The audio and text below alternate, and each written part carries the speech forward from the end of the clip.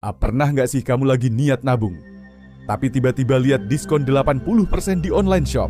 Atau niat jaga omongan, malah terpancing emosi karena komentar orang? Yup, godaan itu ada di mana-mana.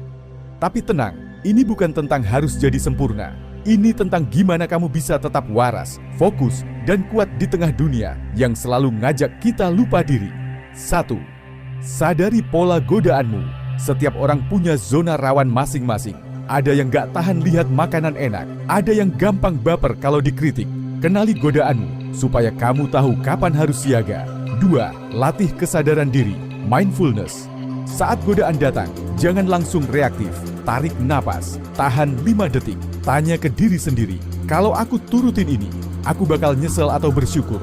90% keputusan buruk terjadi karena kita nggak sadar saat ngambil keputusan.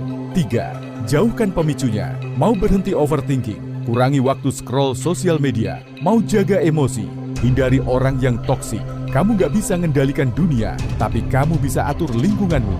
4. Ganti kebiasaan, bukan dipendam. Misal, kalau stres, biasanya kamu jajan. Ganti dengan olahraga ringan atau journaling. Jangan lawan godaan dengan kekosongan. Ganti dengan hal yang sehat. 5.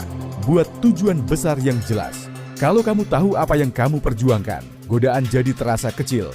Pikirkan, apa tujuan hidupmu? Mau jadi orang seperti apa 5 tahun dari sekarang? 6.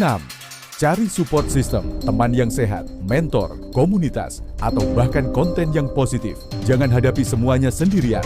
7. Maafkan diri saat gagal. Kadang kita kalah, dan itu gak apa-apa.